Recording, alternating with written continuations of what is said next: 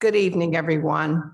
The Human Relations Commission pre-meeting and study session is open to the public, and you're invited to attend. We do appreciate those that have come.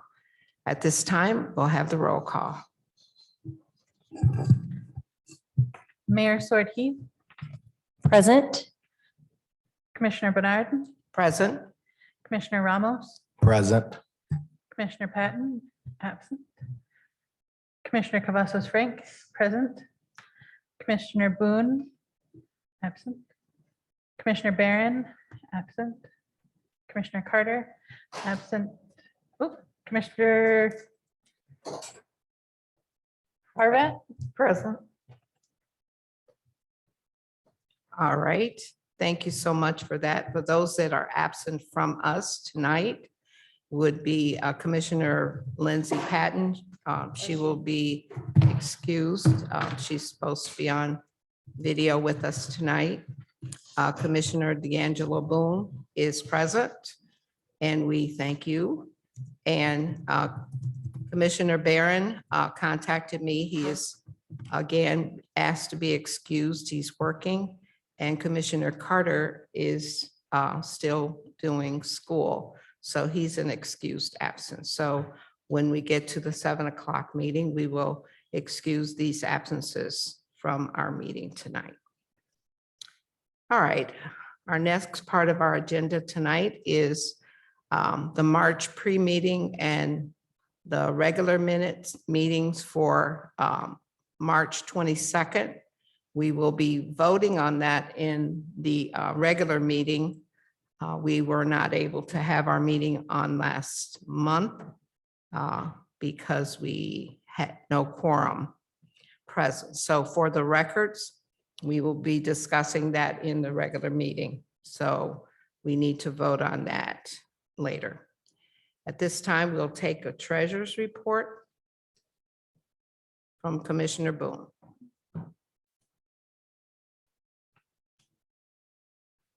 Okay.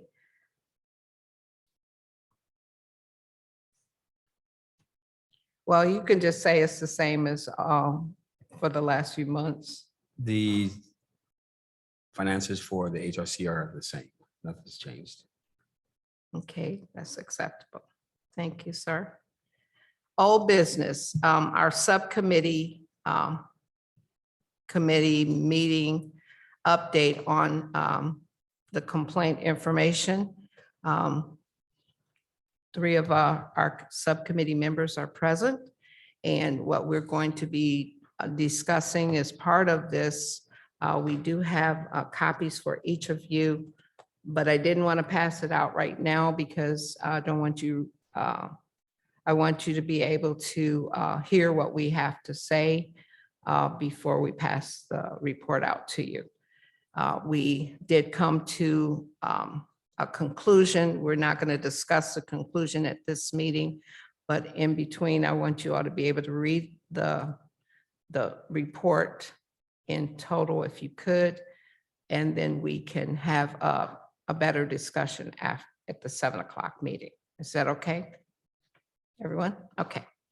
All right, so I'm going to start with Commissioner Frank. She was very good at putting all the information together for us and putting it in a format that we could actually agree that it was better to not write every single word of each interview that we did or each of the things that we accomplished during our interviews or the videos or all of that. So what we did it in bullet forms mostly, so that you all can understand that there was a lot going on and how we accumulated and put it together to make it more simply understood by all.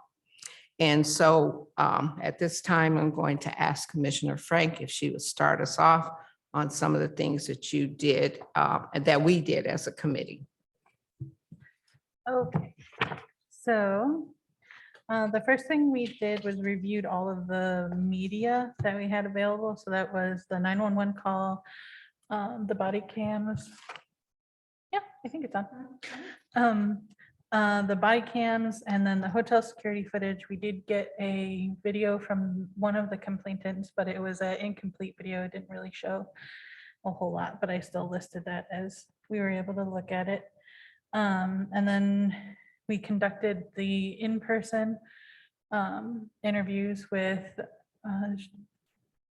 Commissioner Bernard, spoke with the complainants both on the phone, and you saw them both in person too. I did inquire with the police department just on what their interpretation of the events was, just because they were there and they were witnesses for some of it, and at least the behaviors of the employee and the people in the lobby. So we got some information from the police chief on that, just kind of like contextual information. We have a written statement from Commissioner Bernard, who is a witness. And then we conducted a in-person interview with the hotel manager. And that's when we were able to see the video surveillance. They didn't release that to us. We had to go to the hotel and see that. And then there were different commissioners that were able to go and view that. So they did make that available. And we were able to interview the front desk employee at that time because she just happened to be coming on shift as we were finishing up our interview. So we were able to ask her and get in her words how she felt the exchange went. So that was helpful as well. I wasn't sure we were going to be able to speak with her, but it worked out. And then we met a couple of times on Zoom, just kind of discussing the information that came in and how, I don't want to say how we interpreted it. It was basically, I kind of looked at it like an IEP or any of my other, like my nursing jobs or working at the shelter, like it's just the information. So I kind of did a summary of the surveillance video, just so, because I know that the commission's not going to be able to watch it and that kind of stuff. So I make sure to write down and just give a brief summary and concise summary, not brief, of what happened in the video and what we saw, because it did give us a different, having the hotel surveillance was invaluable because we were able to see the body language and the interaction from start to finish. Even if you can't hear what the person's saying, you can see how they're holding their body and those kinds of things. So that was super helpful. So that summary is in there. And then we have our general review of information, the hotel manager's report, what he,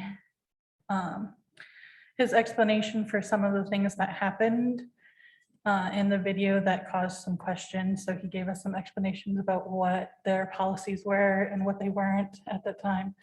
Because I think, is it a 2-year-old hotel, 3-year-old? They haven't been 2020, they established. opened 2020. Mhm. Yeah, they haven't been established in the community for as long as the other hotels have. So he gave us some background information on that. And then some of the initial restorative actions that the hotel had taken. But it was basically just customer service stuff. And then we have our conclusion and our HRC recommendations for the hotel.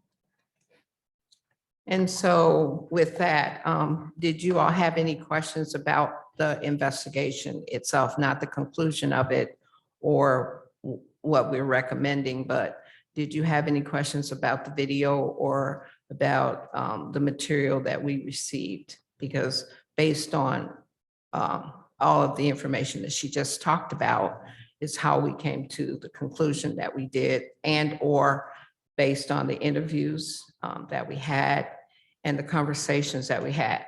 Now, what is not in the report tonight is the attachments. The attachments would include the report of the police officers, not the police officers, the body cam information, the 911 call itself. We put it in writing, so every word is in documentation. So that will be one of the attachments. The other attachment would be the information that we received from the employee at the hotel. She wrote out a statement to her supervisor, who is the general manager.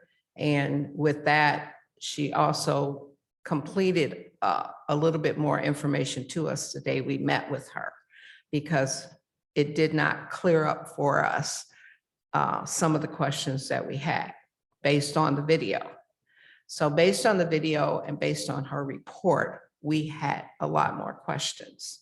So what we did is go through all of that, including in the attachment is also the time and the day that the two individuals that are complaining, our complaint person 1 and 2, they actually did have reservations. And we have the documentation that's today that they made the reservations and that they had not been contacted before they arrived. And they arrived that evening of the day that they had said they were going to arrive. So nobody from the hotel had contacted them. So we have that information. And that's also in their statements. And based on their statements and based on what we received from the hotel, that confirmed the reservation part. Now, the other part that we did not hear and could not understand from the information that we were getting from not only the employee, but the video, is that what we didn't understand is some of the things that we could not hear. But we looked at the body language of the personnel, and we also looked at the body language of the two ladies that were standing and doing absolutely nothing to be aggressive in any way. One of the things that the officers did conclude that there was nothing that they need to do that evening to be of any more assistance to the hotel is a better way to put it. So do you all have any other questions that maybe we could answer that you will read a lot more in the report, but the bullets and the information is solid. And also getting the attachments when we put the report to the city, we will have those attachments included in our final report. So Commissioner Ramos, did you have something you would like to add? Not in particular. I think Ashley, Commissioner Cavazos Frank summed it up very well. And of course, yeah, we all spoke about this a lot over the last couple months. So I don't think there's anything I have to add that's not already in the report. Okay. All right. So what I would like to do is, again, during the break time, give you all a packet so you can read all of the information. So when we meet at 7 o'clock, then we can vote to turn it into the city, to the mayor and also the city administrator, for them to put it on the agenda for the city commission so that they can say we can pass it on, or they say that we can just go ahead with what we've done and conclude. So with that, when we receive that okay from the city, then what we will do is send letters out to the complainants, both of them. Also the witness, which is Commissioner Boone, you will also get a letter. Also, we will be sending a letter of explanation to some degree to the manager, the general manager and the hotel. And so with that, I think our job would be done. And we said we would conclude it by June, and we will be right on time. Commissioner, I have a question. Is it possible at this point to make a comment about the report itself, just in general?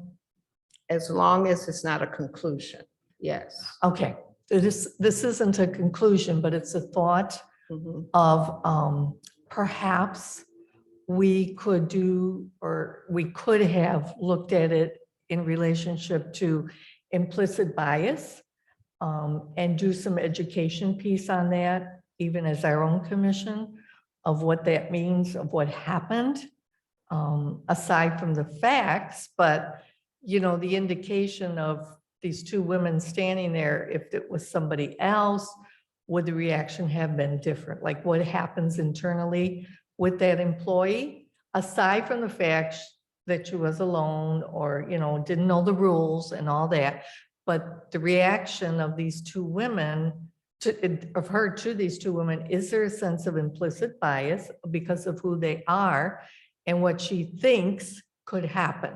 I mean, I wonder if we don't miss an opportunity to do some education with that. Actually, we had come, that was part of our conclusion, is that we make a recommendation to the hotel for training. And because they put in place most of the things that would have prevent this from happening after the fact. And because they did it after the fact, we want to know whether or not from this commission and the city, whether or not it actually is in place because of just exactly what you said. That is something that we took into consideration on our subcommittee, and that is part of the report. It doesn't say implicit bias, but it does talk about how we can be a better group to help them to manage things a little bit better, because he's put in place several things and you will read about, and we can talk about those things. And any questions and concerns that you have about the conclusions that we came to as a subcommittee is what we're looking for to add to the report before we actually give it to the city. Okay. The most important part is that we get back to our complainants. And I explained to them that it would take a process, and I have not contacted them in probably a month and a half, but I have kept up with the hotel because I interviewed him, and I also have been giving him updates because they're concerned about our report and how our findings are. And they're more concerned about what they need to do to change, or is what they're doing change enough? And the conclusion that we came to is not enough. So that's something that you think about when you read the report, and you also think about what you can add to it, just like you're saying, implicit bias maybe is a word we need to include in that report. Any other questions or comments? So it's serious, and it's serious. And the biggest thing that I think we got from this report, I'll let Commissioner Frank say what she got from the report, and Commissioner Ramos, just investigating it the way that we did. I learned so much more about our group and what our limitations are, but also what our ability to make change is. And that's so the most important part of it is, how do we effectively change people's thinking in how they present themselves to others, and what can be done to make things better for the next customer? Because we're talking about a paying customer. We're talking about someone that thought they had something because they made a reservation, and it didn't turn out that way. And sometimes that happens, you know. But how it did this time took a turn for the worse in terms of the two ladies that thought they were so tired, and they were, you know, having issues because they were ready to go to their room, and it didn't happen. So some things that we can talk about, things that we can do that to make this hotel think about what they can do to make change. We can't force anybody to do anything, but we can definitely make recommendations and stay astute to it, meaning that we hold them up to the changes that they said they're going to make. Okay, anyone else would like to say something? I just wanted to add that I think just knowing that there's a body in Adrian, because we are a small, big town. And so I'm sure the hotel managers know each other and communicate. And other businesses in the area, just knowing that there's a body that is willing to put in the work and do these investigations and take the 6 months and talk to all the people. And knowing that there's someone out actively doing that and paying attention and holding people accountable, I think that will make, I don't know if it's going to make a huge difference. It will make people think twice before they do things, or just take into consideration, like, is this the right thing to do right now? Like, just having, you don't want to hold anything over anyone's head, but just knowing that someone's paying attention is enough to change behavior sometimes. Well, I think too, and that's an excellent way to think of it, but what Commissioner Harvett was saying, we're responsible to help this community help people be better, especially when you service industry, that you are serving the people that come in and out of our community, and they walk away with opinions about us. And so we don't want bad opinions of us going out erroneously. And we don't want people to think that they can't come here and feel safe. So there's a lot of things to think about, and we are the ones that are going to make that happen. If we continue to do professionally the kind of investigation that I think we did. I think this was a learning opportunity, but it was also a teaching time. This is a teaching moment to teach them what we expect and what we think should be the right things for us to actually do. And so, and what the city of Adrian is willing to assist you with, you know, making sure that these things come to pass. So again, our report is not totally complete because we don't have the attachments on it, but other than that, we've done what we needed to do. And I'm very proud of our subcommittee, and also the ability to be able to make a difference and make some changes and possibly affect change in the people that need to make some changes. We just want to affect it and make sure that it's something that we continue to do. Okay, if we have no other questions or comments on this subject, we will turn it over to the next subject, and we're going to talk about our subcommittee updates and yearly calendar. I know the last time we actually met, we had a lot of questions and we had a lot of comments because we weren't able to have a meeting, but we did have a discussion. And since we didn't have a quorum, we weren't out of order.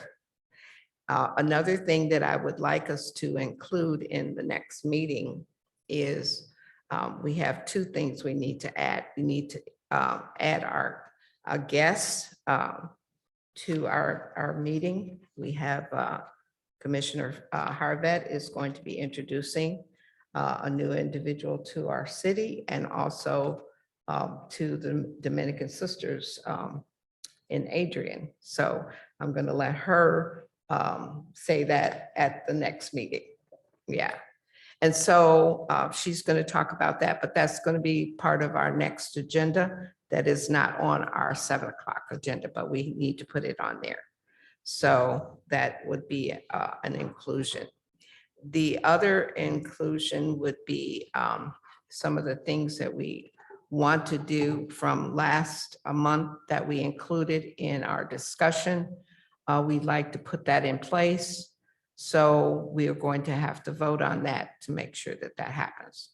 Then one more thing, and that is whether or not we should have a pre-meeting during the summer months, June, July, and August. If we come up with something, because we've been trying to put somebody in that space.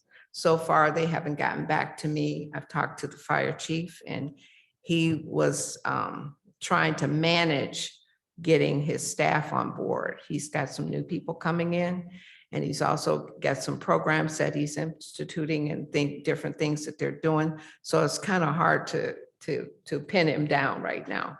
So he is agreed to come in August or September. And I think, we can have him come to our regular meeting if we want to do that. So I would like us to consider not having a pre-meeting and just have our regular 7 o'clock meeting. The mayor did give us permission to do that last time. So that's something we want to add to the agenda for 7 o'clock, okay? And at this time, we have some more discussion on the calendar. And at this time, I'll turn it over to the subcommittee person, Commissioner Harvett. Okay, Commissioner Patton and Commissioner Bernard and I met last month to look at the calendar and discuss some of the possibilities we had brainstormed about at the previous meeting. And so one of the things that we came up with that is a definitive thing that we will have is in October 8th. There will be a trauma training for about 15 to 20 people in our community. And it will be at Weber Center from 10 to 3, including one meal, lunch, and some snacks. So that's definite. We do have, Well, that's what we have to vote on. oh, okay, Yeah, to make it definite, but Okay. that we have set it up for right. us We to have the have it on the place. 8th. So, Right. and then we have to invite the people, which we haven't done yet. Mm. Okay. We did talk about Juneteenth, and we were thinking of celebrating it on June 18th from 2 to 9 on Broad Street, that we would participate with the NAACP. They're actually planning it, and they have activities. So, the Human Relations Commission would be a part of that celebration. So that's something we did discuss at the last meeting. If you all remember that, we talked about having a booth, and they said it would be appropriate. Yes, ma'am. That's not on Broad Street, it's downtown. It's on Maumee Street. Just, It's right here. It's, yeah, on Broad to Yeah. Maumee. yes, there you Yeah. go. Okay. It's on Maumee and it goes from Broad to Main Street. Right. So it's on Main or on Broad Street? It's on Maumee right out here and it Right. goes from Broad down to Main Street. Oh, okay. So Yep. yeah, Maumee. So it's right in front of City Hall. It's Okay. how I tell it, in front of City Okay. Hall. That way they can't mix it up. Right, right. But they will see how the setup is. We did talk about, while you were absent at the last meeting, we did talk about doing something on Juneteenth, but we didn't set up who would actually be doing it, because we do have permission to have a booth. So how many of you will be participating? You can just let us know and be a part of that. We thought about passing out some of our brochures, but we have to get some more. Okay, so I would like us to vote on that as well, to get brochures. Any questions about that? Okay, so the next thing that we have is what? October, we need to vote on the October part of having the trauma center. October the 8th, that's a Saturday, and that will be a daytime. And what we need to do is decide on the time. That we have the time. We said 10 to 3. 10 to 3 is Mhm. what we recommend. Is that too much or is that good? Anyone? Yeah, I think that's pretty typical for Mhm. a training, especially a trauma training that's more in-depth than maybe like a 1 or 2 hour thing. So with us doing the trauma training, are we inviting others besides our committee? That's the other part. I would like to invite some of the commissioners and think We can open specifically it up city if staff. you want to. I think it Um, would be good to focus like on the city group, and then if this one goes well, then we can reach out further too. If we want to do it again, then we can reach out further to other. And we just don't want to make it mandatory. Right.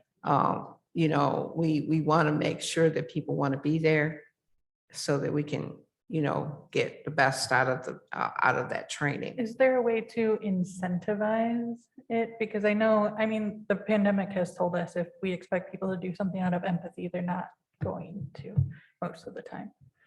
So is there a way that the city could incentivize people going to this in some way? In what way would you do it? Oh, I'm not an employer, so I'm not sure. Well, I think what the best way to do the first one, in my thinking, is that it's all volunteer and you just share what you're going to be doing. And we can do a flyer or brochure to department heads, and let the department heads make, not force them, but give them the opportunity to say they're going to participate. But we have to have a deadline because we have to have the numbers based on the food. Yeah, And that would I be- can say I'm gonna make chocolate chip cookies and I get lots of them there because they all beg and plead for them at City Hall. That's what I was gonna say is to incentivize with not incentivize, sorry, is to ask department heads, you know, your police chief, your fire chief, and, you know, from there and say, you know, we'd love to have you. If not, maybe somebody from your staff, and kind of go from there and just, you know, hope for the best. And with, you know, food being offered and, you know, not too long of a day, you might, you know, you could get some. And, you know, and I would say even open it up even within the city, even to the city commission as well. Okay. So Maybe- we have the department heads that we're going to reach out to, also to the city commissioners as well. Yeah, if we could have, maybe just let them know that we have a goal of having like one person from each department come, and then they don't. Well, at feel least one pressured. person, but if they have more, what is our seating capacity?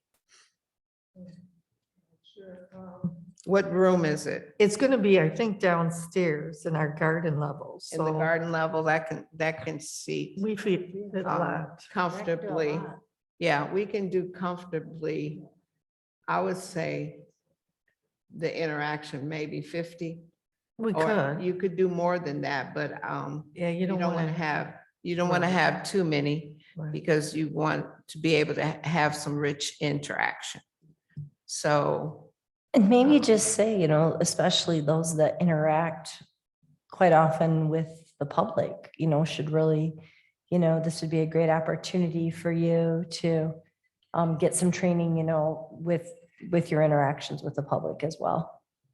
and we hear from them, you know, because that's part of it. Hearing from other areas would be helpful to us as well. So, okay, so if if they can't be there all day, are we going to do maybe a half a day, set the sessions up so that a half day could actually be possible as well? Or is this just a 10 to 3? Because I know some training, Breaking it up into a half day makes it a little complicated. I can't hear you. I think breaking it up into a half day makes it a little complicated. Like, what would the second half of the day look like if? Well, they would have to choose, and then our speaker would have to give us ideas of what's going to be happening at the time, in the time frame. But the reason that I say that, because a lot of people only have Saturday as a day that they can do a lot of things.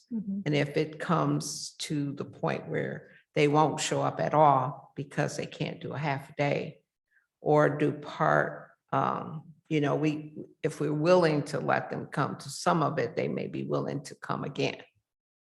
So it's just a thought. It may not be something we can do depending on the trainer that we choose. They may say, if you come in, you come in and you stay the whole day. I know that's what the EBID meetings are like, where they say that they want you to come to the whole meeting. Yeah, well, that's ideally, but I'm saying with officers, if we're talking about officers attending, they may have to go to work. They may work the weekend, if they can do a half a day, they may be able to come and be part of it and then want to be a part of the next one. So it's just a bait of an interest and getting people to know what it is about, because most people don't know what trauma training is. And we're trying to open the door, so. Sorry, one thought would be, as a person that's had to sit through countless things I don't want to sit through, is when I see something, I'm just giving you my honest opinion. When I see things that say like 10 to 3, this is my brain. Oh, so they're going to make me socialize for like an hour and I'm not going to get anything out of it except eating. And it's going to be like dead time. And I could have done this, and this during that time. So this is why I'm saying that. Maybe it's something like you do like 9 to 1 and they like have lunch through it. Like it's like a working lunch, or maybe it's something where you look at like 11 to 3 and it's still like you get lunch as you come in and you work through, you sit through it. It's not that I don't like to socialize. Don't get me wrong. We all know I do, but I just don't like if it's like things I've had to go to for my job and I see that time frame and I'm like, oh, they're going to make us do these weird breakout things I hate doing. And they're going to make me do this. And I'm going to have to do it during my lunch. And it's going to be time wasted that I could have done a lot of other things. And so I think especially because it's a Saturday, that's why I'm wondering if maybe you do make it like 4 hours and they work through that meal, whether it be on that earlier side and they get out at 1 or it's the other way. It's just a thought. Well, I guess what we have to come to the conclusion of, what is our goal? And for this commission, our goal is to get as much information as we can, as soon as we can, deliberate information, and it's going to take all day. It's just going to take all day. But I was trying to open up for those people that have to go away a half a day. If they can get in part of it, if we allow them to get part and they sign up knowing that they have that half a day, it would be more beneficial that they show up that way or not at all, to me. And I agree, sometimes training can be very tedious for a lot of reasons, especially when you already know most of the information that they're going to be sharing, but you're not interacting with the same people. And that's a benefit in and of itself. You have a different group that we're trying to pull together that is going to help the mass. And then what we do is then we end up with more positive opportunity for the future. And I think that's what I'm looking at, is if they can come to part of it, even if they can't do all, they will be more in tune to coming again, rather than being forced to. Yeah, that's a good idea. I mean, especially the police officers. I think if we had, like, from, you were saying, 9 to 1, if the police officers could be there from 9 to 12, and then they have to leave to go on duty. I mean, but they got a good bulk of the time together. And then others can still stay on and do a working lunch and go on for another hour to conclude. That might work better than the 10 to 3, and yet you'd still get a substance in. Well, the 10 part is good. I don't think we need to move it into 9 because of families. Too early. Families, whatever you can do, you can get a lot done in, because the bank closed at 12 o'clock. So so you can get things done by 10. So if we take an hour off of the 3 and make it 2, then you're doing the same thing that you're saying, and still give them a lunch. Yeah, and that was the point of mine. Mine wasn't necessarily cut it down. I just was under the impression that meant like there was this long break and that, there was going to be this lunch. And I just feel like I like to go to things and I'm there to learn and I'm there to absorb the information.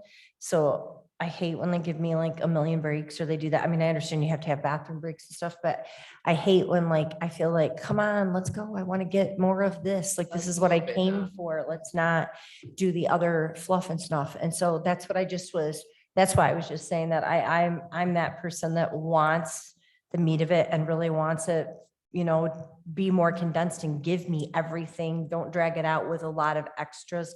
And I wasn't sure if that's what it was or not. I'm not saying necessarily you have to cut it if you're gonna work through that lunch or, you know, whatever, but it was just an idea. And you know, what we could do as well, if we keep it at 10 to 3, we can take that last hour and make it a general kind of meeting that you get to talk to the speaker, ask them questions, you know, so you can have like a panel. And they don't have to necessarily be there. So when you do something like that, because I love doing the panels at the end of most of my trainings that I do at the church. And the reason I do that is because then they have a chance to talk back to the speaker.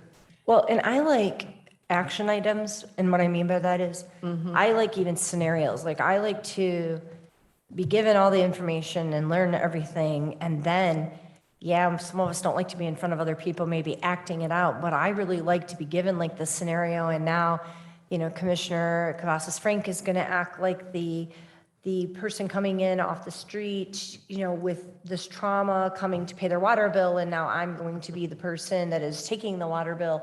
What do I do now that I've just been given just 4 hours of information? And you do some role playing and you act and you see how you would react. And then that speaker can say, no, that's not how you should react, or this is, and these are the things you can do. And this is what you can't do.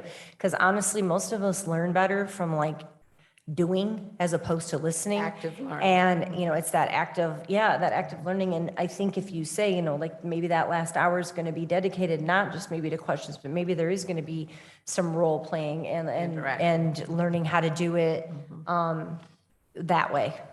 Yeah, we definitely can set it up like we want it, but we have to choose a speaker that's willing to cooperate with that narrative, okay? So let us talk about that and make a decision, vote on having this way. If we want to do it 10 to 2, we can do that. If we do that 10 to 3, and we can always change how that last hour goes, okay? And I think if we put the schedule, exactly how it's gonna look, and then people say, oh, good, there's not an hour of dead time, or there's not, then it's a little more inviting and enticing anyways, because if they can see that clearly written out, it's not a guessing game of, oh, are they gonna give us like an hour of nothing in between, or whatever it might be. Exactly, I agree. I Any agree. other I think a comments? schedule is great. Say that I again. think a schedule is a great inclusion. Yes, yes. Anyone else have anything else to say? All right, did you have something else you wanted to add to? No, I don't think that. We did talk about the autism walk. And that was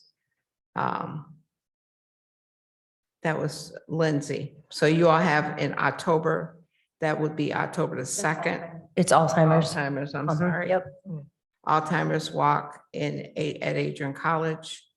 And Commissioner Patton is, she's online, but she actually put this for us for the 2nd. So that would be that would be Sunday, and then will be Saturday. So that October 8th is the available date at Weber. the Weber Center. So that's what we'll be voting on, is to have it there. Okay. All right. And then in November, we were thinking about a diversity, inclusion, equity and inclusion training. We're going to keep it on there, but we don't necessarily have to. We can make some changes later. Okay. All right. So tonight's, we're into May, and we will be having our speaker to come at 7 o'clock meeting. And hopefully we'll learn a lot. I did invite several people to participate with that would like to own a home or have a realtor to be able to talk to them about it. So hopefully they will come. If not, what I will be doing, and I hope that you all were doing, after this recording is done, that we share that with people so that they can get that, okay, even with groups as well. Okay, anything else about we talked about a cook-off and having a booth on the July the 16th. That's your cook-off? Booths at the cook-off aren't the same as booths at a second Friday. You're welcome to come to a second Friday and set something up. Booths at the cook-off are gonna be handled a little bit differently, though I am open to that conversation. And of course, you're welcome to come as members of the community, members of the HRC, or in mayor's case, if you would like to come as mayor, you're all, of course, very welcome to come and be a part of things. And I could talk at length about some of the stuff we'll have at the cook-off, but I'll keep it brief. Okay, so the cook-off booth is not what you're looking for us to do. It's just that they're going to have cook-off booths. Is that what you're saying?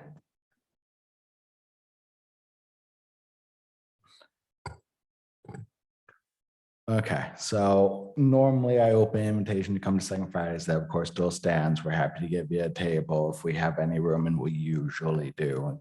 And Ashley usually brings her own table, so we don't even just buy one there. But with the cook-off, because there's a whole lot more going on, booths are a little more restricted. We would be happy to have you. I'd be happy to about you. No, I didn't mean that we would have a booth necessarily just to stand there. We were talking about participating, being part of a cook-off. Barbecue ribs, if I know how to cook barbecue ribs, Well, if you how would do like- I get a booth? Okay, Or if I know how to cook whatever else you all are talking about, okay. how do I get a booth? And are we inviting everyone in the community to get a booth? Or are you limiting the booths? Okay, I'll try to be brief about this. I didn't realize I need to explain. So, okay. So first of all, we have the cook-off. It's gonna be a big thing. We're trying to get, I think we have most of our judges. We're still finishing up on getting judges. If you know someone, they can contact me and I will go about helping them through the process. If someone is looking to cook ribs, which we think we have like half of our contestants.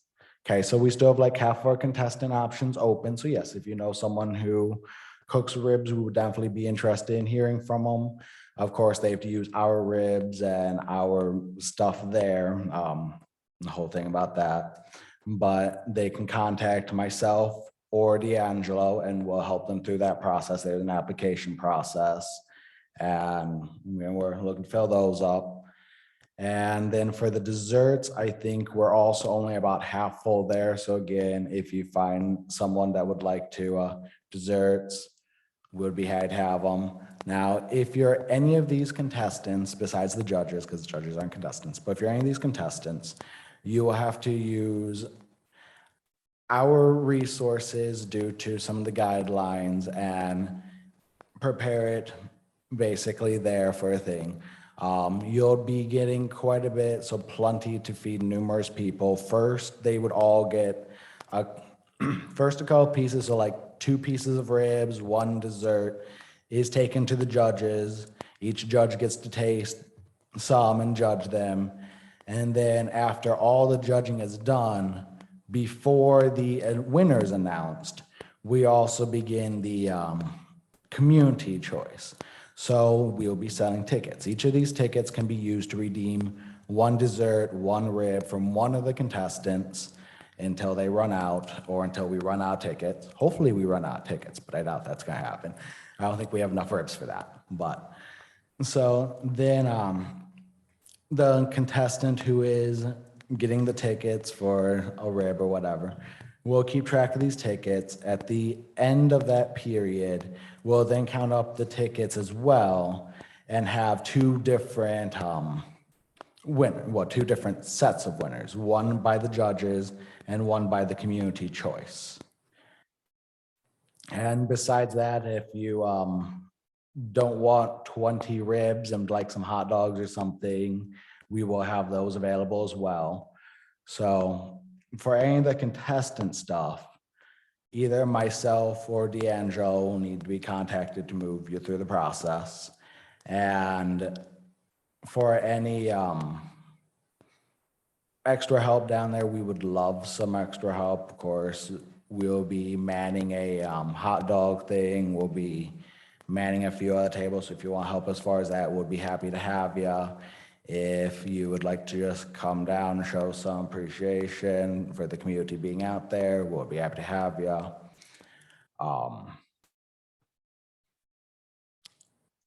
And again, feel free to contact either of us if you know any applicants. D'Angelo, is there anything you'd like to add to that?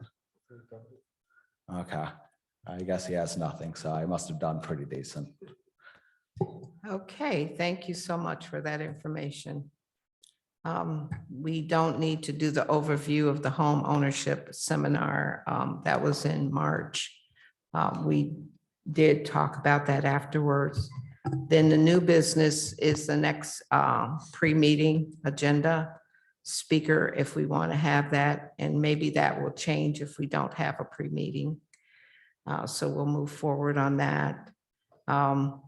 And we'd like to change, as I said, the pre-meeting June, July, and August to no pre-meeting, and we just start back up in September. Okay, we were going to discuss the police chief on homeless in Adrian, but we can put that off until the next meeting. Is that okay, Commissioner Frank? You mean, The report that he sent us about the homeless in Adrian. How many homeless, how many people are in this area? oh, Remember the report the chief sent us? Oh, Okay. I wasn't aware. Mhm. You'll have to forward. Okay, all right. Any other discussions? I also like to say that we're going to be losing Commissioner Barron. We congratulate him on his new opportunity. He will be moving away from Adrian. So he's going to be submitting a resignation. So that's something we need to think about, someone to take his place in the future, or we decide that we limit our commission to 8 instead of 9, if that's possible. So that's something we'll deal with later. So Are at this we- time,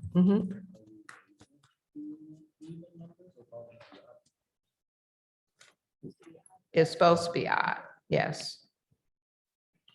Can you, do you have another question? Okay. So at this time, I'm going to open it up for public comments. If there's anyone that has public comments that are here or online, you're open to speak now. You have 5 minutes.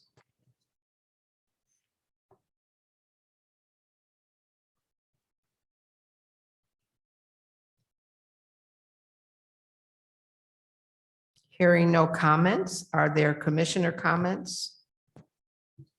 I just wanted to add a date to our calendar and something to think about, how we would want to participate in Lenawee Pride, which will be downtown Adrian this year. That's August 27th. I don't think we have a time yet. But we're still in the planning period. So just to think about how the HRC would like to participate in that. Mayor? And just a heads up, I knew that date sounded familiar before. And there is a river raisin cleanup going on right down here that morning. And it's Habitat for Humanity's Farm to Table that night. So there's a lot going on that day, just as FYI. Okay. All right, any other comments from commissioners? Yes, just want to invite everyone, if they would like to come out. Autism Grace of Runaway is hosting their second annual walk this year. It'll be Saturday, June 25th at the track, the walking area of the Christian Family Center. And turning over from 10 a.m. to 2 p.m. And there's a lot to do. There's a lot to do out there. A lot of different community organizations that are going to have booths out there, but, just to come out and support that community as well. And, the main goal of that group is inclusivity and, and showing that, we have this large population and we need to include them in our everyday, and that, and just raise awareness. So that is Saturday, June 25th, 10 a.m. to 2 p.m. Thank you, Mayor. Hearing no other comments, motion to adjourn. I motion to adjourn our pre-meeting. Do I have a second? I second. All right, all in favor? Aye. Okay. We actually have 4 minutes. Good evening, everyone. This is a Human Relations Commission meeting for sessions with the public. You are invited to attend, and we thank you for those that are here and those that are online. At this time, we're going to have the Pledge of Allegiance and a moment of silence.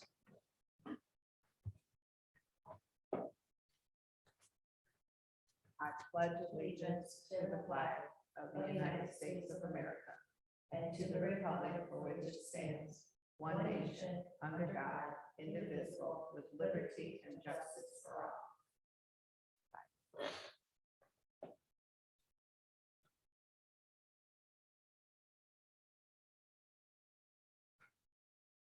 Thank you. Thank you, everyone. Roll call, please. Mayor Sortie, Present. Commissioner Bernard, Present. Commissioner Ramos, Present. Commissioner Patton, absent.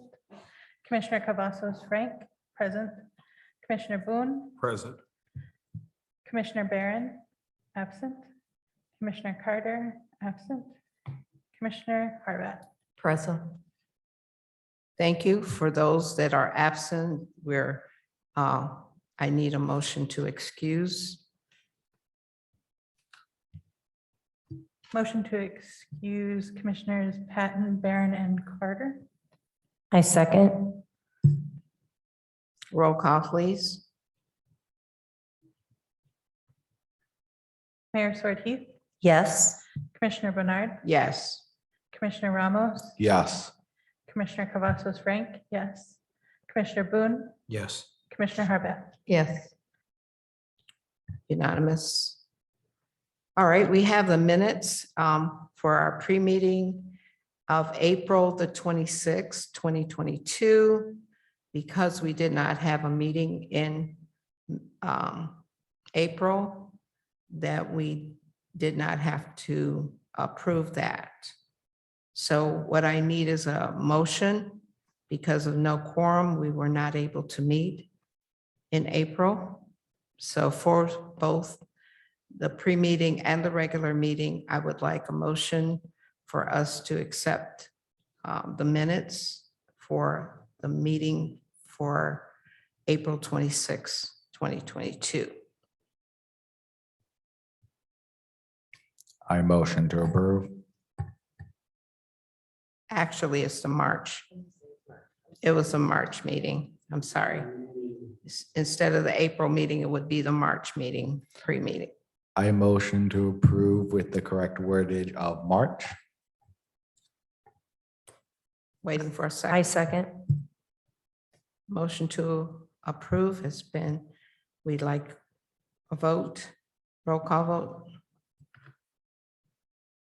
Mayor Sortie, Yes.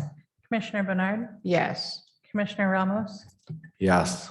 Commissioner Cavazos Frank, yes. Commissioner Boone, Yes. Commissioner Harvat. Yes.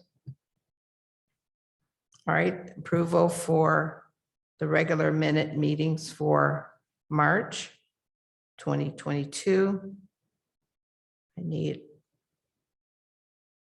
a motion to accept those.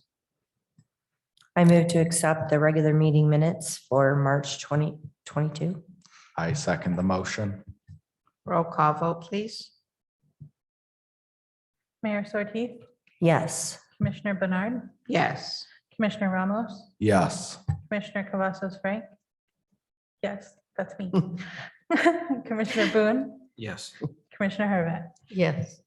You're gonna make me laugh anyway. Okay, are there any additions to the regular agenda tonight?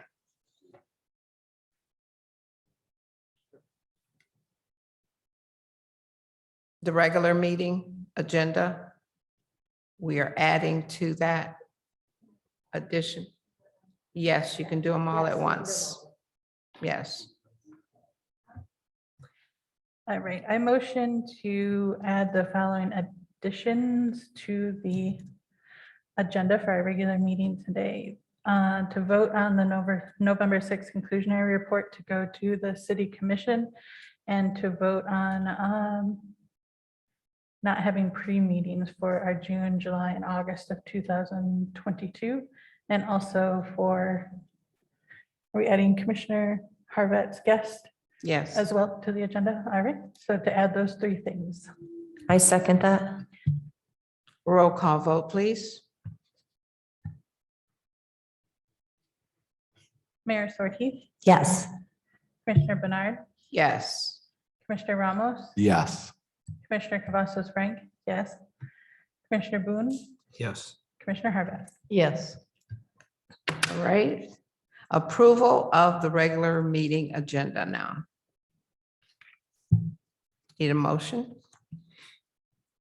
I motion to approve the regular meeting agenda with the new additions. I Second. second. Thank you. Roll call vote, please. Mayor Ortiz, Yes. Commissioner Bernard, Yes.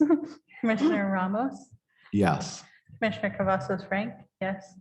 Commissioner Boone, Yes. Commissioner Harvath. Yes. We've included the treasurer's update report from Commissioner Boone.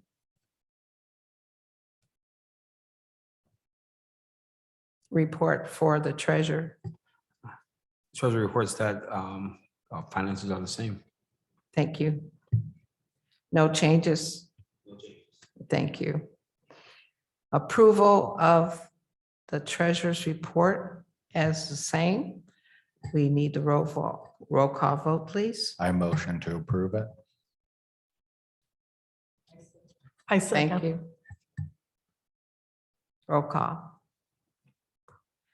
Mayor Ortiz, Yes. Commissioner Bernard, Yes. Commissioner Ramos, Yes.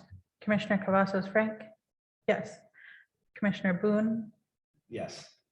Yes. Commissioner Harvath. Yes. Okay. At this time, we're going to introduce our speaker for this evening, and that would be Casey White, who is a lifetime resident of Adrian, Lenawee County area. She has been a realtor since 2005. She is president of the Lenawee County Associated Charities, current vice president of the Lenawee County Association of Realtors.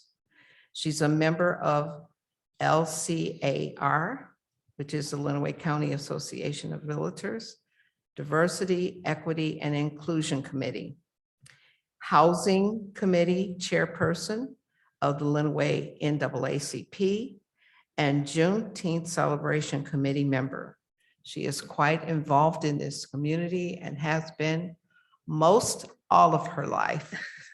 And we say thank you so much for participating in giving us some information about housing Okay, and rental or whatever you have to share with us tonight. The floor is yours. all right. Well, thank you for having me out.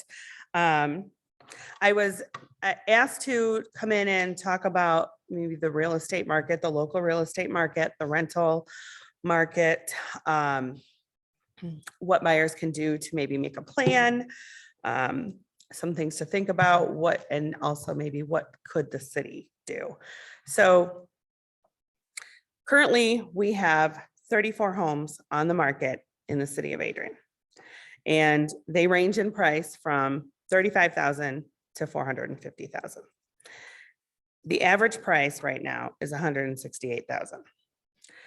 When you compare that to last year, 299 homes sold, ranging from $18,000 to $433,000, with the average price being $141,000. So that's quite a jump from last year. And we all know, we see the news, you guys are involved, that the prices have increased dramatically. What I have seen this year is a slowdown in that increase. Homes are still selling, interest rates are going up, but people still need homes. And so if they're able, they are buying. I always recommend, if home ownership is something that is a goal, something you want to do in the future, look into it now. Meet with a lender. Have them run your credit. Talk to them about your income. And they can tell you what you need to do to be able to obtain that house, that mortgage. If you're financing it, how much do you need for a down payment? What loan programs are out there for you? There are many first-time homebuyer programs. Each lending institution in our area has something special, so it's obtainable, but you need to know what you need to do. And that's something different for everyone. I get asked a lot, what's the minimum credit score? How much do I have to have for a down payment? How long do I need to be at my job? Well, those all vary depending on what you want to buy, where you're at now. So I just urge everybody to make a plan. If you need direction, on where to go, we're always happy to give you several names. We know which programs are where, and that's our goal as realtors, is to get people in homes.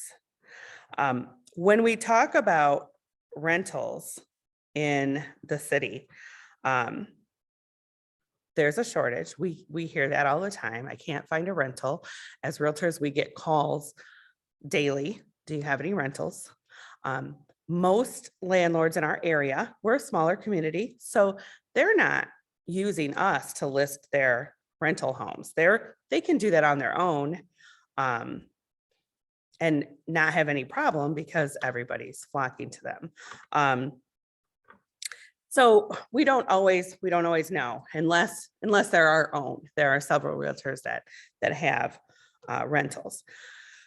This past year, last year and this current year, some things I saw shifted in the rentals. With all of the housing prices being at their high, it was a good time for investors to sell and get out of that. So there were several. The other item or the other reason where they may want to sell is the city is finally implementing their rental inspection program the way that it was meant to be. And so I think that that's a good thing for the city, but it was also a big change for some landlords that have had, long-term rentals. So they sold off their inventory. The majority of those homes were single-family homes. They weren't selling off their duplexes and triplexes, and they were selling off the single-family homes. And I know of at least 14 between just 2 individuals that sold all of their houses. The majority of those houses were in a lower price bracket, and they were bought up by owner-occupant buyers, which, that's great. But where'd those tenants go? And that's So that's what I'm seeing. I don't know how to make more rentals available because we're not building apartment complexes. We're not building multi-units. We're not separating great big houses anymore. I don't know when all that happened, but I'm not a fan of that, but I don't know where we're going to put people. I worry that it may get a little worse right now. I have a couple people that I know want to sell now while they can still get as much as they can for their house and feel they want to wait until they could maybe buy something cheaper. I don't recommend waiting. We don't know what's going to happen. But in the meantime, they want to go to a rental and they can't find anything. So I would try to maybe urge the city to take on this issue and maybe come up with some ways. How can we encourage a way to create rentals? Is that offering incentives? Is that I'm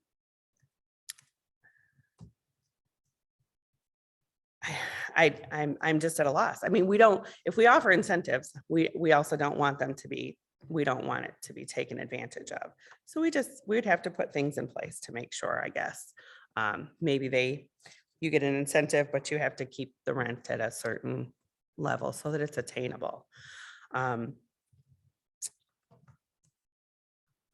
mean, that's the plan is, you make your plan. We need the city to help us with the rentals and where our people are going to go, where our community members are going to go. So I think we're outgrowing the city. Do we open this up for questions? To complicate it more, my mother-in-law lives in one that is no longer going to be Section 8 in the next couple of years, and it's Section 8 currently, so we're losing that as well. So I do know that for a fact, and she's panicked where she's going to go because there's this thought that there's a lot of Section 8 housing here, and there's not. There's hardly any, and they're going to lose a major complex that is. And there's a lot of panic going on within that complex of where those people are going to go as well. I do know that's happening. Yeah, maybe we could partner with the state to bring that here more so that it is available. And where would they land? That's the problem, Right. What building is going to open up and allow Section 8 housing? Because I do know a couple of people that have the ability to have it, but they have no place. They can't find a place. So it could also be single family homes, duplexes. It could be these smaller, and those individuals could make their home Section 8 approvable and be willing to work But with then Section that's 8. again taking care of some of the reasons why they're selling it off. It's because they don't want to have to fix it up. The inspections are even harder and more difficult if you're doing Section 8 housing. They are still pretty much the same guidelines as the city rental inspection, though. It's health and safety items, no broken windows, no peeling paint, handrails, GFIs. So I don't know how we can encourage landlords to be willing to take that and make sure their houses are Section 8 ready. I mean, most of them I think are. Well, I know of several. I guess going through the city and looking at some of the properties around, I wonder who does own those properties because some have been abandoned for years. And, I know the condition of who moved out of it, how they left it. And it's still there. Maybe there's an option for this. I mean, I'm sure taxes are probably being paid if the city has not taken it back, or the land bank. So is there something available where they could offer them for sale to be rentals? So with the questions that maybe individuals may have, do you sit them down, you make appointments? How do you do that? So when we get phone calls, we want to buy a house. What can we do? Yeah, I tend to make an appointment. If it has to be a phone appointment, we do that. But I like to sit down with them face to face and go over the home buying process, making your plan, knowing what your buying power is, how much can you afford? What loan program are you going to use? And then what do you want in your house? And we try to tailor a search for them that way, make sure that they understand that there are some upfront monies, like a good faith deposit, with the cost of a home inspection, $350 to $500, that they'll have to pay for their appraisal upfront, and that's about $500. So you want to have $1,500 on hand right away. We talked to them about the home inspection, and the purpose of the home inspection is for a buyer to know what they're buying with all of its known flaws. Every house is going to have issues. We've got to find a house for them that has issues they can handle. And that's different for every individual. We talk about the closing process and how long that takes once you get an accepted offer. It can take anywhere from 30 to 60 days. And if it's an occupied house, a lot of times those occupants need 30 days after closing to move out. So you can't wait to start looking for a house August 1st when you have to be out of your place August 31st. You'd really have to think about this ahead of time. Okay, that sounds great. Any other questions? Typically, when someone is going through the housing purchase process, from the time that they're approved, find the house, how long does it take after they identify a home for that home to close? 30 to 60 days. Okay. Yep. Varies on lender and loan program, and there's different variables as to why it might take longer. Right now, appraisals take quite a long time still. We have an appraiser shortage too.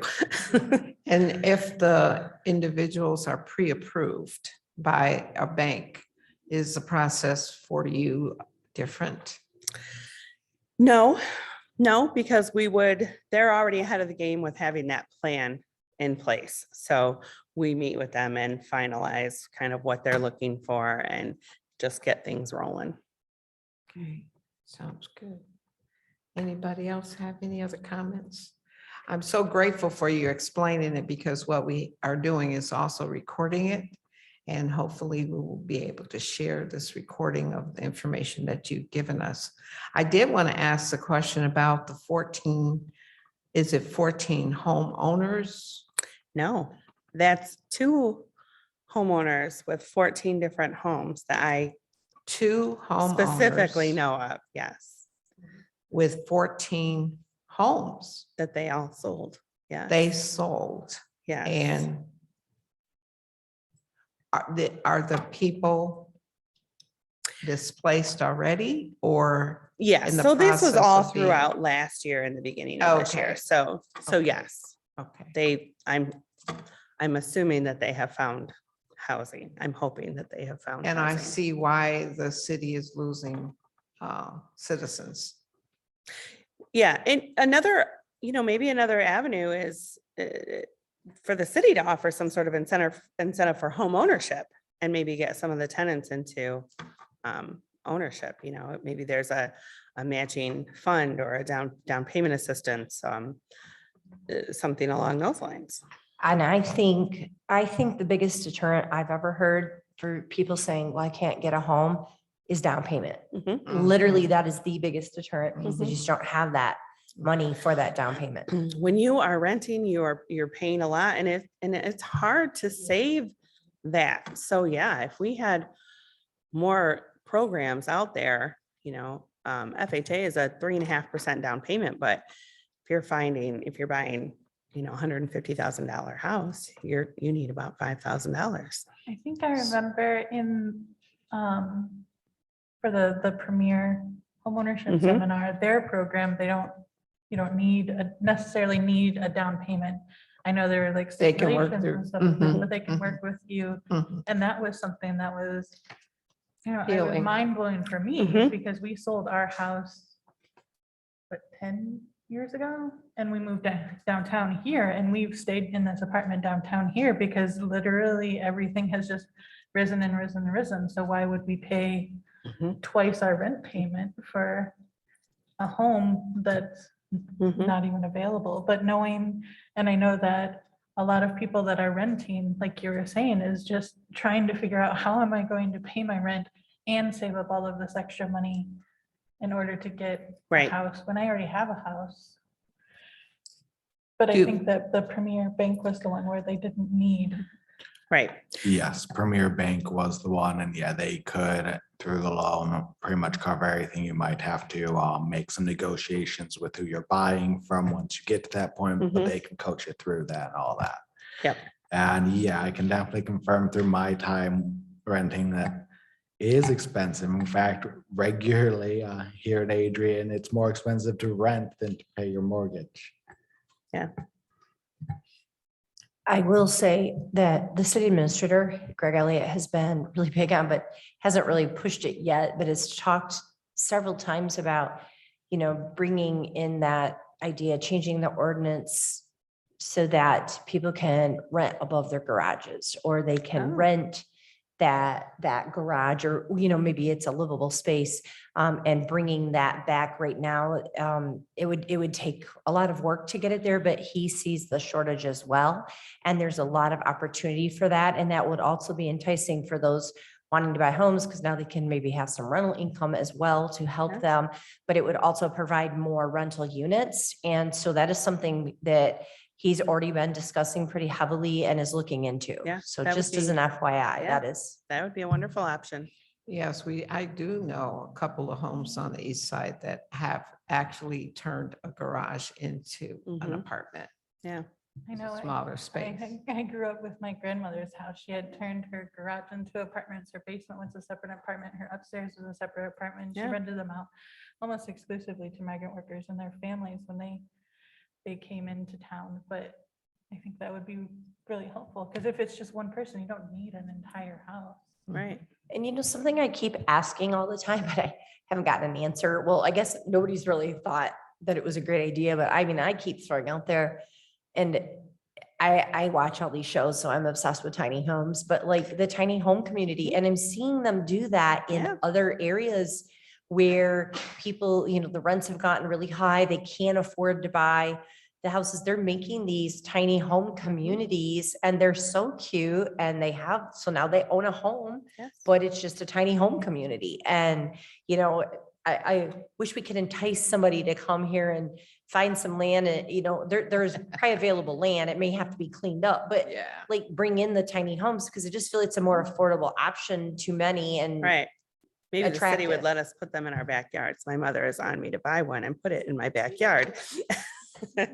I would do it, sort of. Yeah. A Yeah. shed looked like one. Uh-huh. That's great. Well, thank you so Okay. much. If we have any questions online, someone would like to speak? Okay, hearing none. All right. We'd like to thank our speaker, and very valuable information. We really appreciate you coming back and being with us tonight. Well, thank you for having Okay. me. All right. All right. Bye-bye. All right, our next agenda item is update on the complaint of November 6, 2022. You've received our packet, and I don't know if you had an opportunity to go through it real quickly. But I would like to have a motion and a little bit of a discussion if you have any questions on what we put into our report. If not, then what we would like to do is to move it forward and then do our attachments. If you want to review it and send us an email for any additions that you'd like to see put on there. But I'd like to move it so that we will be able to present it to the city, our mayor, and also the city administrator, for them to say whether that can be placed on the agenda for the city commission. Any questions about what I'm asking? So if I have some suggestions that I'd like to see placed in here and things, if we move this forward, I can still make those suggestions. Yes, yes, Okay. yes. I just had a couple things regarding terminology. The what? Terminology. Terminology, yes. And so in a couple of paragraphs. And Mhm. then some suggestions as well when it comes to the HRC recommendations. Okay. We are open to the discussions. We just don't want to have the discussion without putting it in and then letting the city see it first. Okay. So if you would get with us and let's put a deadline on it right now. If we can get all the information to me by June, let me look at my calendar. I'll give you a week. Okay. Okay, so that way we can still finalize everything in June. So that the commission is going to be meeting.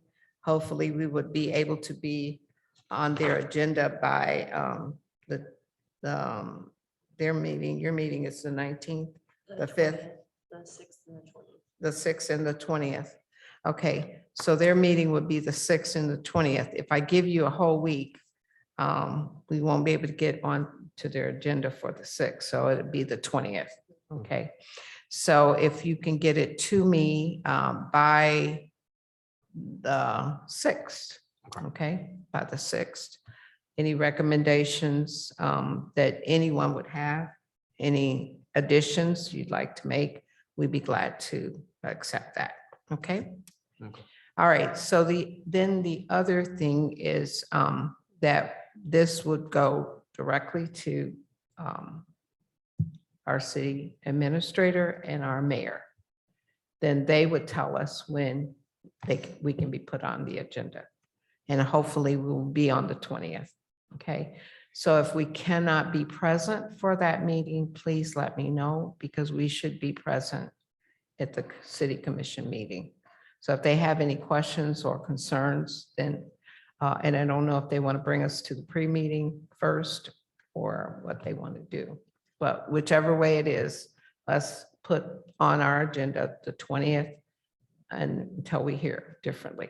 They may move us into July, I'm not sure, but our report will be completed by June. Most likely, if they do, I'll talk to the city administrator, but if they want you, if he wants you at the pre-meeting, it'll put you at the first one in July because it automatically, we try not to vote on something the same day that we have a pre-meeting Okay. discussion on. Mhm, So, mhm. but I don't know if we'll need it or not. So I don't want to say that. I'd rather talk to him and also talk to our city attorney, John Galooly. Yes, yes. Well, whoever, we report to you and the city administrator, and then they will tell us the next steps that we need to make. Okay? All right. Any other questions about the update information? Okay. All right. So the final report should be into the mayor by June, the week of June 13th. If everything is to me by the 6th, then we should have it to her and the administrator by the 13th or even before. And then we can wait for their decision as to when we may, as long as we have our report done. Is And that then- yes. 6-month deadline, is it like to the day or is it a window? Say Like, that is it- again. Is, because I know we had a 6-month deadline to do the investigation. 6 months is June. But I think that was just to get it to the city. To the So city, it would already be yeah. to the city by that date. It just may not be in process with the commission yet, but it would be to the city. It would have been submitted in time. Wouldn't, oh no, it wouldn't have. You're right. It would have to be by the That's what I'm 6th. saying. Or is it by the time you received the complaint? No, Let the me open- complaint is from the time we receive it, and we received it in January. And so Okay. June is our. So you're month. fine. Yep. June is our month to be completed with and we're there. We're already there. So if they put us off into July, we're still okay. Any other questions? Okay, so then by June the 13th that week, hopefully by that day, it may be before that, I will make sure that I submit it to the city. Okay. All right, the next agenda item. We were going to vote on the opportunity to have no pre-meeting June, July, and August. And so what I need is I move to have no pre-meeting June, July, August. second. I hear no A second. second. Okay, it has been moved and second. A roll call vote, please. I would like some discussion on the motion because I'd like a clarification. Yes, So this means that if we have any guest speakers, they would be in the normal meeting then for those? yes. Okay. Yes. I just wanted that clarification. Thank you. Mhm. Any other comments? Questions? Well, and I will say, I talked to Commissioner Bernard about this, because like Planning Commission doesn't have pre-meetings and some of the other commissions don't. City obviously does sometimes, but not always. Just because we may have nothing to discuss. But we've even had presenters present during our regular meetings. Planning Commission, they always do because they don't have a pre-meeting. So it's, it's been nice though to be able to have some of these discussions and then vote on things in the regular meeting. And I think, I think that's still a really good protocol for us to follow, but maybe in the summer months where it's lighter and we're having less, a lot of people just don't want to participate necessarily with coming, and maybe speaking, or they're busy or whatnot. Maybe this was a good time to, maybe not have them. This is typically the time of year where the city commission will just won't have anything on the pre-meeting agenda once in a while. It's not very often even with us, but once in a while in the summer months. And the other reasoning behind it is also to give people an opportunity to get off of work and have time to get something to eat and then come to the meeting rather than to rush in the door. And it's hard sometimes to do that because of the kind of jobs you all have. But I just want to say thank you for all the support that you all have given, but we also need to have a quorum. And last month I was very disappointed that we even had to go through that we couldn't have a meeting or we couldn't have a pre-meeting because we didn't have a quorum. And that's something we need to think about. And yes, we do need to have odd number of people present on the commission, but we also need to think about can I do the job? Can I be a part of it? And we want people that can be here to be participating as much as possible. So I think we also had something from Christopher Carter. He wants to resign at this time, and we're waiting for his email or his letter of resignation to be. He said it, but official one, I'll talk to him. And we'd just like to say, we appreciate both him and Commissioner Barron for the work that they were able to do with us. But Commissioner Carter is pursuing his degree, and his classes are actually on Tuesdays. And even when we moved it Wednesday, they had a meeting on. So it made it very difficult for both of them to be able to do that. He's also had a new position since that happened, and it's much more time consuming Yes. of a work position than he had before. Yes, absolutely. So we were trying to say to him how important it is for him to be able to come back when things are better. So we will be down to 2 people being gone, and we can add, or we can just say, we'll leave it like it is until later. So that's something to think about. But we thank them both for what they have done and their pursuits for their futures. And we just applaud them in their success. Okay, so our recommendation for our pre-meeting speakers, we don't have to worry about anymore for at least a few months. If you have some suggestions, we can discuss that. I don't think we voted on it, did we? On pre-meeting? If we don't have pre-meetings for the next 3 months, did we vote on it? Yeah. Okay, We did the discussion. We did. Yeah, I do the didn't think we roll call voted. vote. Right, we were still in discussion. So we will have the roll call vote concerning. We will have the roll call vote for not having the pre-meetings, June, July, and August. Roll call, please. Mayor Sorti, yes. Commissioner Bernard, Yes. Commissioner Ramos, Yes. Commissioner Cavazos Frank, yes, Commissioner Boone, Yes. Commissioner Harbett. Unanimous vote. Thank you so much for taking care of that. Okay, our next agenda item is the training, diversity, equity, and inclusion trauma training that we have talked about at the pre-meeting. We'd like to vote on that for October the 8th. We are looking at the time of 10 o'clock to 3 or 10 o'clock to 2 p.m. And if we do 10 to 3, we would be looking at maybe changing the last hour to become a discussion or a presentation.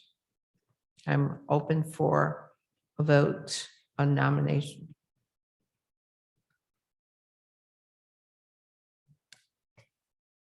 I move to have trauma training on October 8th at a time to be determined, an exact time to be determined later at the Weber Center. I Second, second.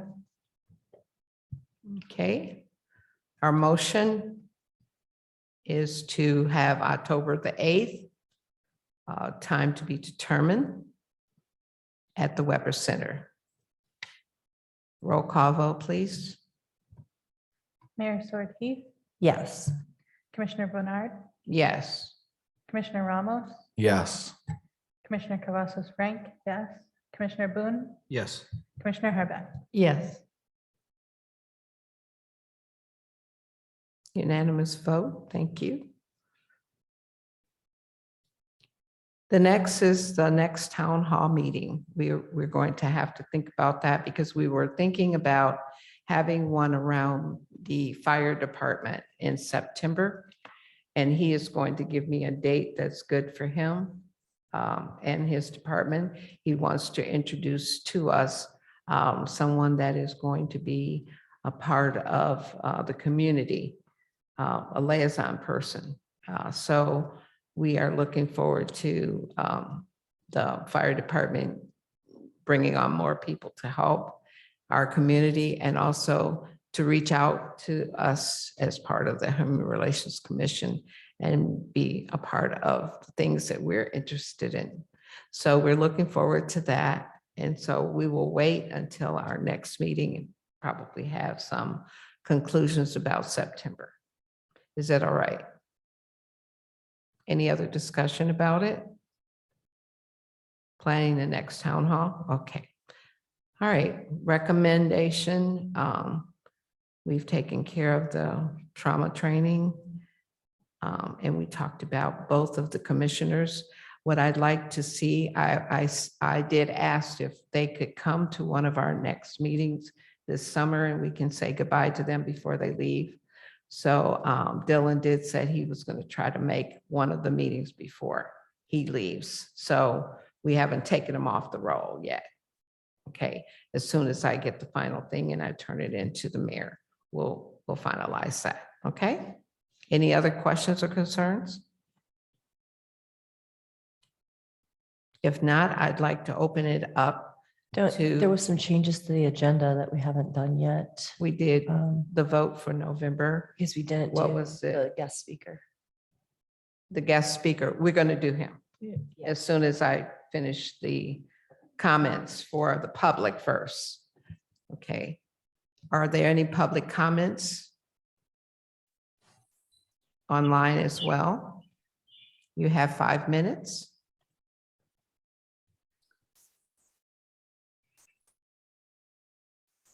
Hi.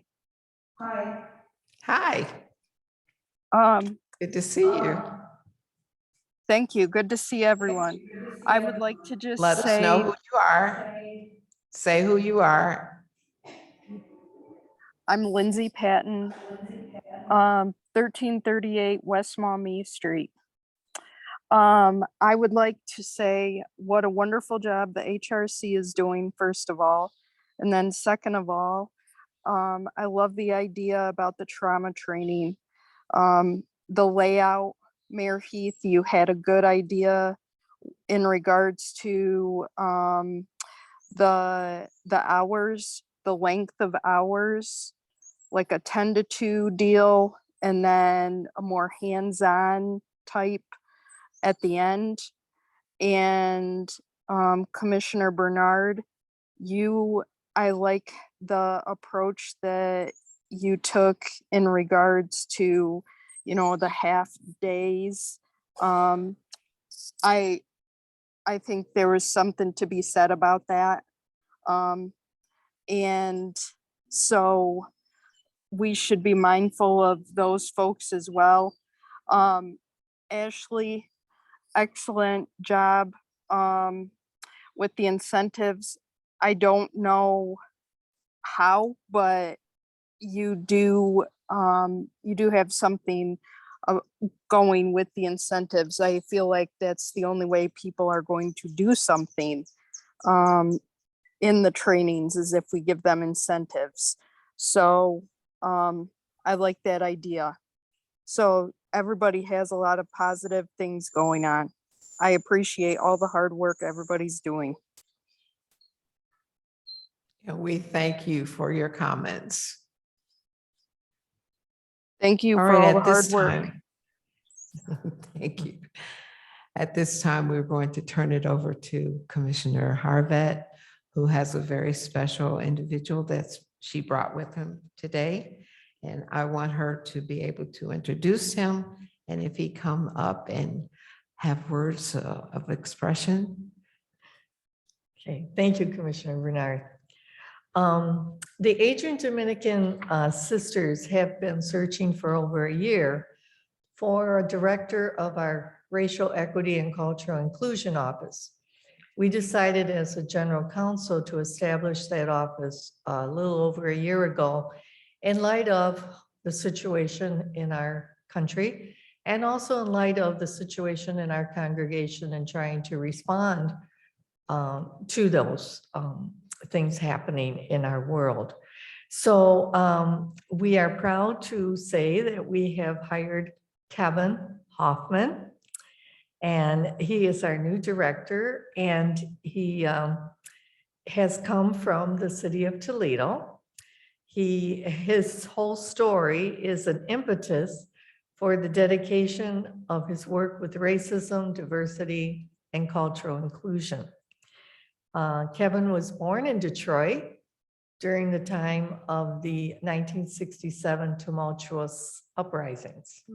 So it places him distinctly within the city of Detroit, with a background there of not only being born, but also growing up in many of the neighborhoods actually that some of the sisters grew up in. And in fact, Kevin was taught by the Adrian Dominican sisters at Benedictine High School, if you remember where Benedictine is in Detroit. So his experiences in life have led Kevin to an even deeper desire and a motivation to create safe spaces for people to talk about racism and white privilege and working towards transformative change. As I said, Kevin does live in Toledo with his wife and his 2 college-age children. Kevin is also anxious to collaborate with us here in the city of Adrian. So I invited Kevin to our Human Relations Commission, which does a lot of work in this area. And as I said, he would like to collaborate with us whenever he can. And so he's getting to know the territory. He's getting to know the sisters as well. I'm proud to say that Andrea Bernard, our commissioner, was on the interview committee when we interviewed Kevin. So I'm very proud, Kevin, to present you to our city of Adrian. Mhm. Thank you. It's good to be here. It's good to be back in Michigan. Yeah, interesting time to grow up in Detroit, late 60s. And then and then the only other layer is I was adopted by a white family. So I was the product of an affair between a Black man and a white woman. And for obvious reasons, my white mother was told by her white husband that I would have to be placed for adoption. So then I was adopted by a white minister and his wife and their 3 biological children. So yes, my racial makeup is interesting. And I often joke and say I'm genetically engineered to do work in diversity and inclusion. Yes. So I'm glad to be here. My father's first church was my adoptive father's first church was in Blissfield. One of my brothers graduated from Adrian. I graduated from Elma, so a lot of ties to Michigan, and it's always good to be back home. And looking forward to, like Sister Patty said, just partnering with you all and the city of Adrian to just create change. You know, what's so special about you, I was born in Detroit as well. Really? But I also was an adult during the time of the riot. And my uncle's shop was, photo shop was right there in the midst of it. Mhm. But I would like to sometime have you come and speak with our group and give a little bit of your story to our community. Sure. Because the outreach that is necessary for people to have is knowing your truth Mhm. and embracing the truth. How you have dealt with it and how you handle it makes a difference, and it makes it possible for people to understand not only what it means by diversity, equity, and inclusion, but also that someone has lived it Right. and presented in a way that we can accept. So thank you so much. Thank Is you. there any questions anyone have for him? I don't really have a question, but I was just really excited that to have someone like you in the community. And of course, it was our sisters that put in the work and brought you in. It just makes me so excited to have this kind of resource. I'm already coming up with work for you, so. Which is good.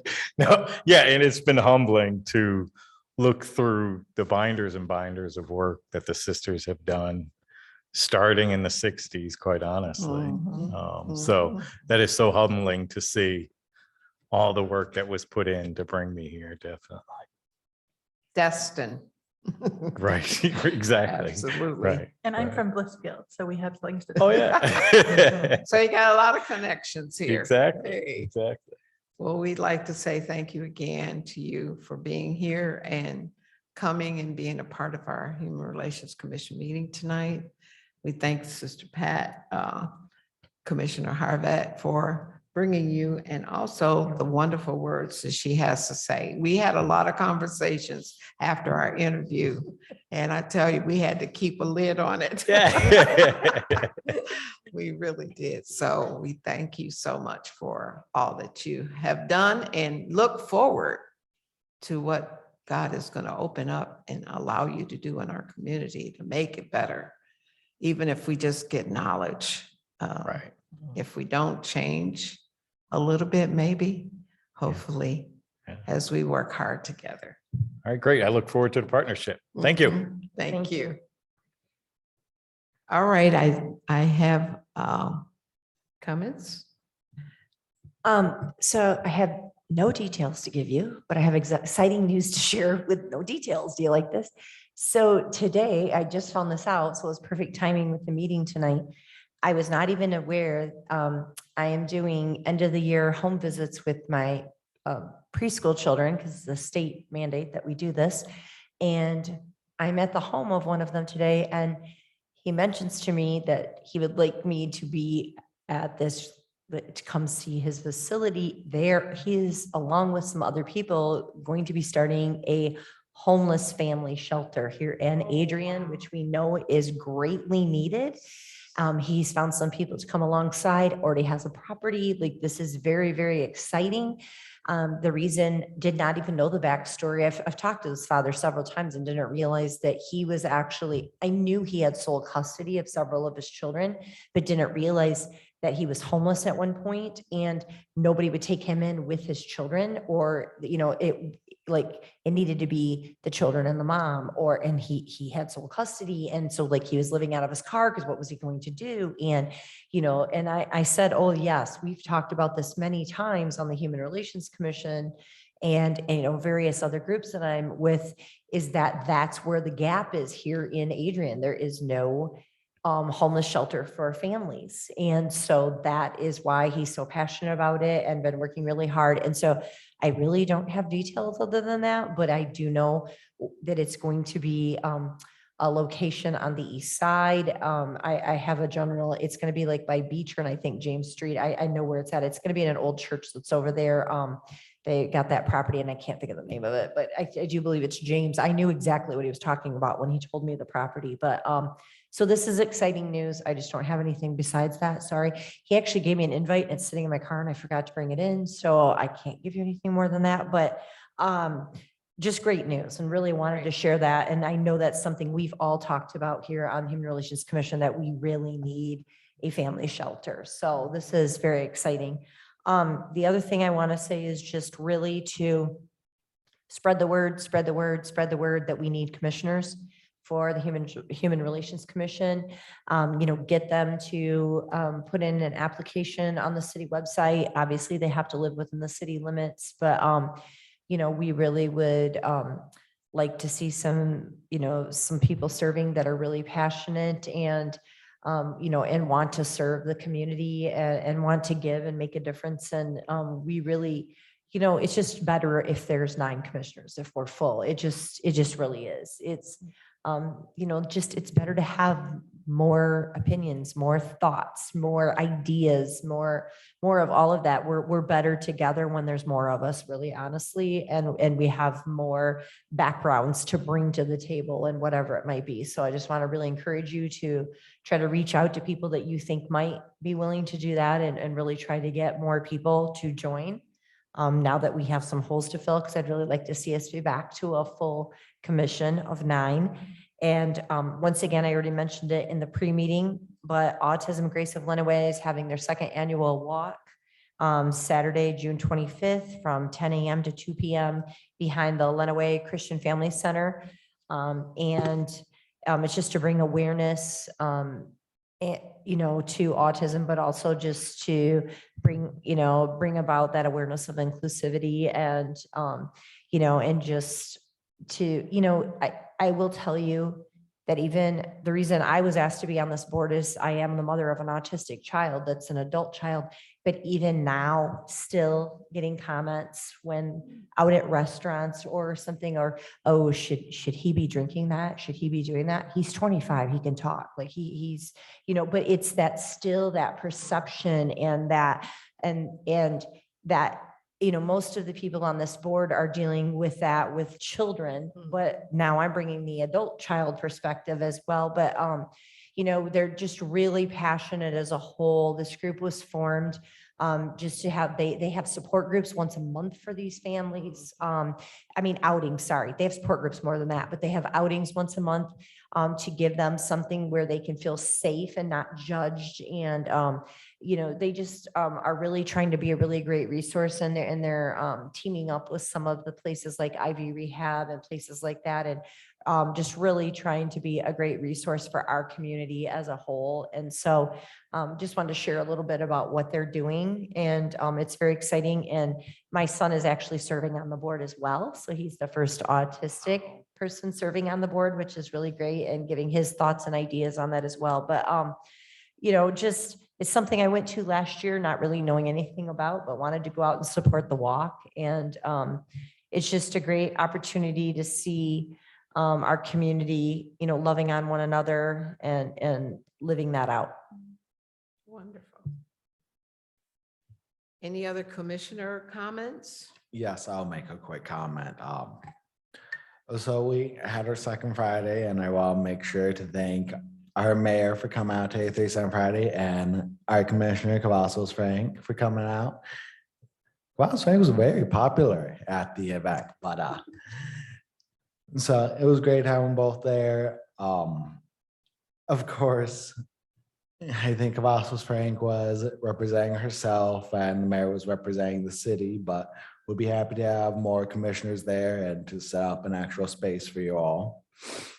I hard pass out literature and face paint, so I understand why Cavazos Frank did it.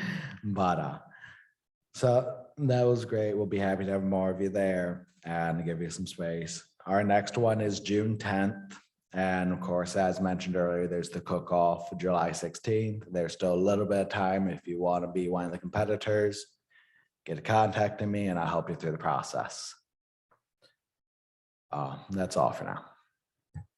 Thank you. And if you want dance lessons, come to Second Friday. D'Angelo does them on the court. I have one announcement. Yes, the Middle Assistance Program is changing locations. We were donated 2,000 square feet of space. So we are moving the Middle Assistance Program to Tecumseh. It's going to be on Logan Street. But the program itself is not changing. So for the residents of Adrian, delivery will still be doing delivery to all the residents in Adrian within our identified parameters. And we are hoping that more towards the fall that the partnership with DoorDash that we're going to have will be in place. So it'll give us more access to more of Lenawee County. And there's some other things in the works as well that would give us a footprint back in Adrian. Do you foresee more needing more deliveries now with being over in Tecumseh? Because I know quite a few people would come to your location at the designated hours, and I wonder with the distance now, if you're foreseeing that you're going to need more deliveries, more delivery drivers, or where you're at with that. Yes, we are. That's one of the things that we anticipated. So we are putting the numbers together to figure out exactly what the request is in the community. And we anticipate that we are going to need more assistance. We were talking to some in Tecumseh and in Adrian about even trying to get access to other vehicles so that the ones that volunteer on a more regular basis will have access to a larger vehicle so that we could deliver more throughout Adrian and some other pockets of community. Just to make it more feasible for those that we know have transportation barriers. And yeah, so that's one of the things that we were concerned about with the whole transition. It's just that we couldn't turn down the space opportunity. And let's see.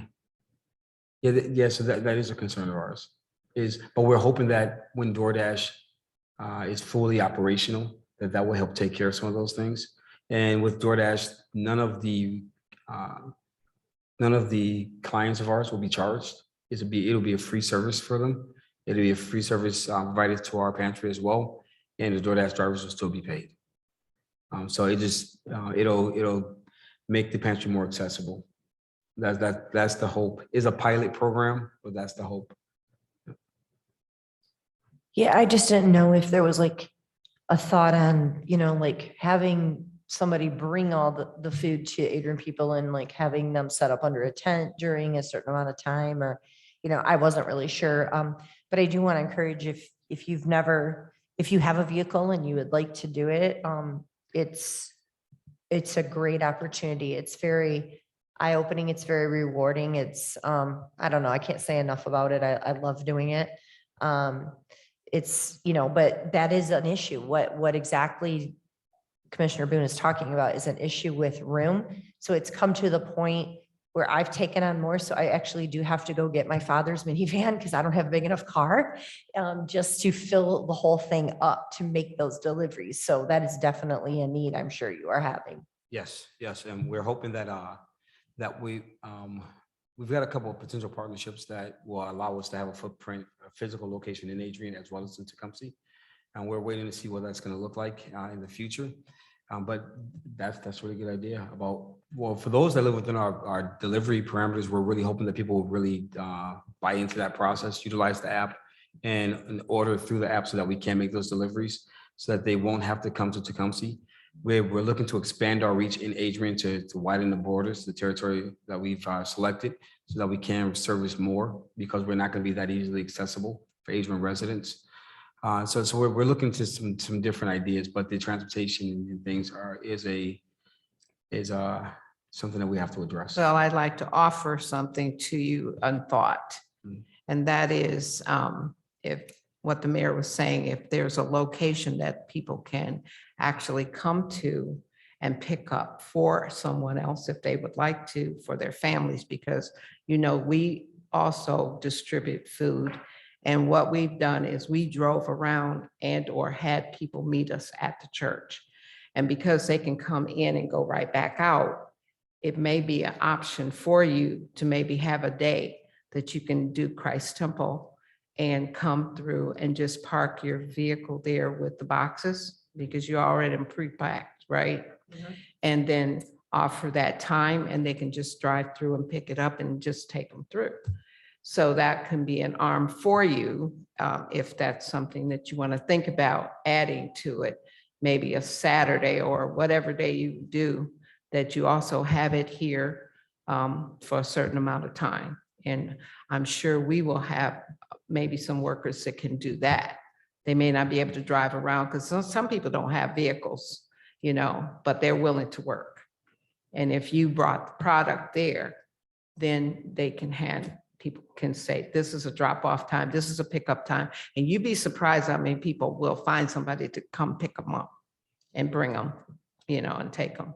And so think about that as an option because you have to do all of it. You have to deliver, if you have to allow people to be able to come to you if they can, and others to help assist in that. So if you're doing it once a week or twice a week, whatever people can do, to set it up, you know, as much as you possibly can. And we'd like to thank you, our community. You know, I know as we bring food to people, they are thanking us because they couldn't meet the needs for the food because they had to pay bills. And the price of gas is going up, the price of food is going up. And we gave them foods that they would not necessarily go buy, which was fish and shrimp and salmon and chicken. And, you know, the cost has gone so high. So we just like to applaud you for the diligent work that you've done and the organized way in which you've done it. We just appreciate that so much. So just know that that is an option for you. And we would be glad to maybe make that work every week if necessary. Okay. But thank you again for everything you do for the community when it comes to assistance, and especially with the meal assistance. That is what I overwhelmingly hear. Like I needed this so bad. I now have, you know, 5 family members that live with me that weren't living with me before. I can't afford to feed them, or whatever the story may be. You know, and several of them I know that you've had me deliver to, they take food to other people. Like that's what Yes. they're getting the food for that. But it's, you know, I just hear over and over again, it's such a need, it's such a need. And believe me, I know, because my grocery bill has gone up really high, and, you know, my non-for-profit preschool's grocery bill has gone skyrocketing, and we're trying to figure out how we're going to do it. So, you know, but I do know that the community is extremely grateful. So thank you. I'll just make one more quick comment. The Adrian by Neighborhood Promise meeting, projects meetings are still going on. We had one recently focused on health. We have some focused on jobs and finances, housing, education, training coming up over the next month and a half. There's been some information put out about it. If you're interested in participating, I can help connect you. And we're talking about this project that we're going to be putting in East Adrian. It's a partnership between ProMedica, the All About Adrian Resident Coalition, Lunway Community Foundation. And of course, we would enjoy some input. I know that we have had quite a diverse amount of people, some of them coming from the sisters, some of them coming from the city, and many private individuals as well. So we're happy to get more input, and that's the stage that we're currently at with AENP. Thank you for what you do as well, Commissioner. I think all of us have an area that we can say we're working really hard to make this city much better than it is at the moment. Because of the pandemic, things have changed, and we're trying to get back into line with getting things accomplished. So are there any other commissioner comments at this time? Okay, hearing no more announcements we've had along with the comments. So if there's any other comments for announcements, let me know. Okay, hearing none, I accept a motion for adjournment. I motion to adjourn. A second. It's been motioned, accepted. All in favor? Bye. Aye. Aye. Aye. Thank you so much. Thank you